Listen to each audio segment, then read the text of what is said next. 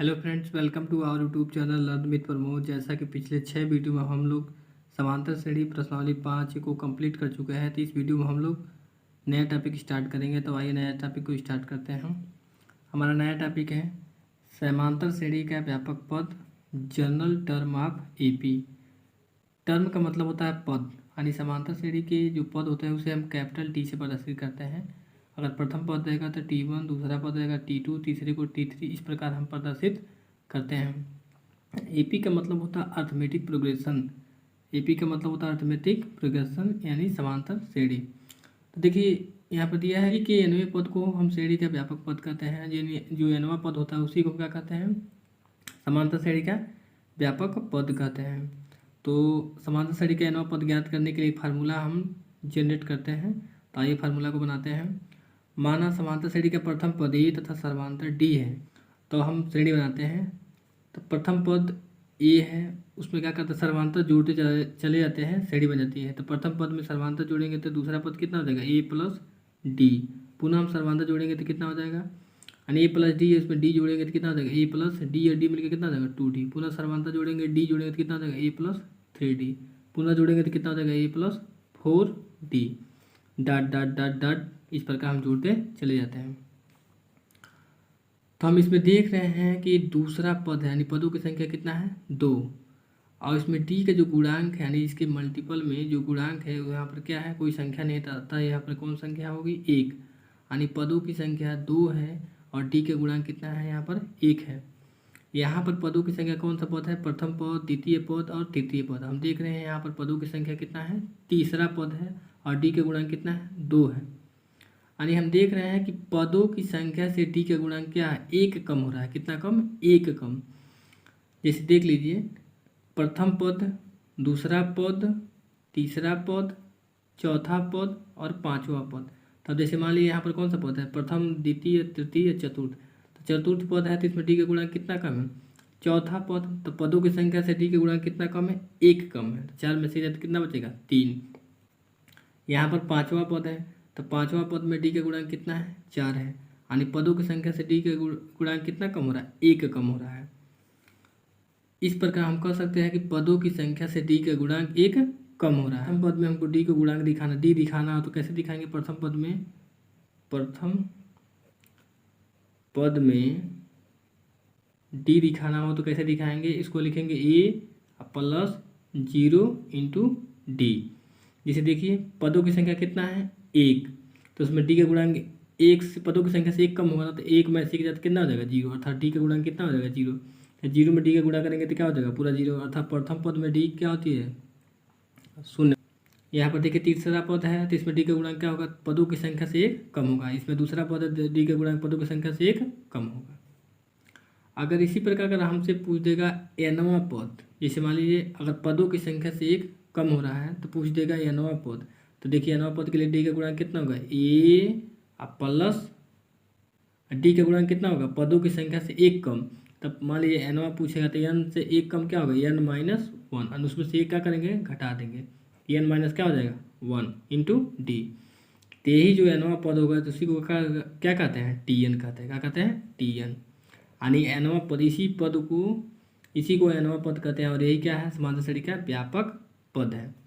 इसे n का मान रख कर हम किसी भी पद को क्या कर सकते हैं? ज्ञात कर सकते हैं। n का मान यहाँ पर रख के हम किसी भी पद को ज्ञात कर सकते हैं। जैसे एग्जाम्पल के रूप में ले लीजिए, हमको तीसरा पद निकालना है। कौन सा पद? तीसरा पद। n बराबर क्या रख देंगे? 3 रख देंगे। n बराबर 3 रख देंगे।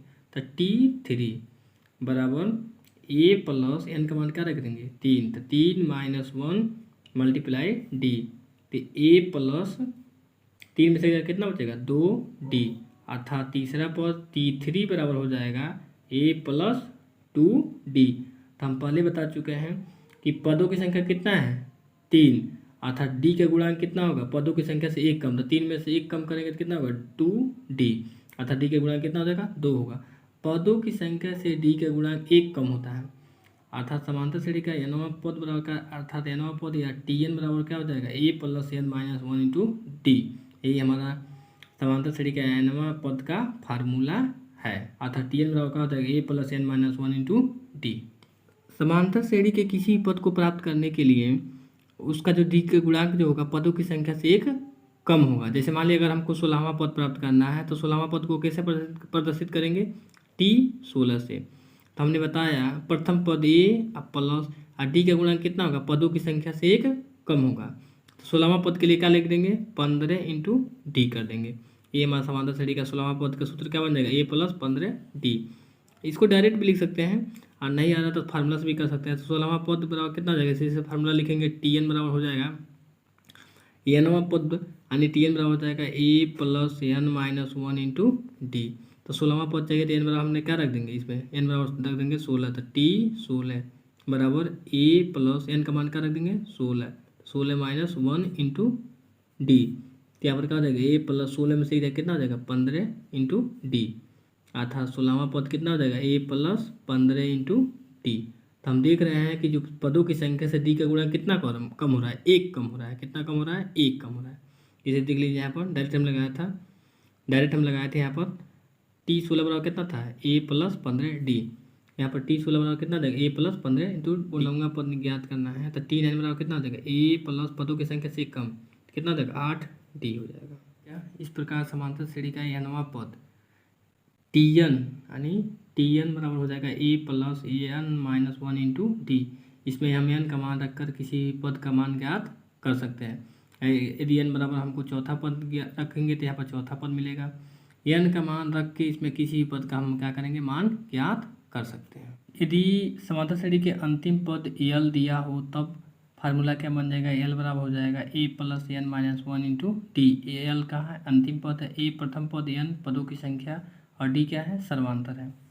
नोट में दिया यदि प्रथम पद ए सर्वांतर डी तथा अंतिम पद यल हो तो प्रारंभ से आरवां पद यानी प्रारंभ से आरवां पद बराबर हो जाएगा a plus r minus 1 into d. जैसे एनवां पद था तो एन की जगह यहाँ पर एन था, यानी आर है तो यहाँ पर क्या हो जाएगा, आर हो जाएगा। उसी प्रकार प्रारंभ से पीवां पद निकालने के लिए क्या बन जाएगा, a plus p minus 1 into d हो जाएगा। यानी जिस पद को पूछेगा उसी के स्थान पर यानी एन के स्थान पर हम क्या करेंगे, रख देंगे। अंत से जब आरवां पद पूछेगा तो अंत से यानी प्रथम पद ए होता है तो अंतिम पद क्या है, यल है। तो जब अंत से आरवां पद पूछेगा तो प्रथम पद क्या बन जाएगा, यल बन जाएगा। यानी अंत से प्रथम पद क्या बनेगा, यल बन जाएगा। तो l minus r minus 1 into d, ये अंत से आरवां पद का फार्मूला है। अगर पूछेगा अंत से पीवां पद पूछेगा तो l minus p minus 1 into d कर देंगे, क्योंकि अंत से ये फार्मूला होगा।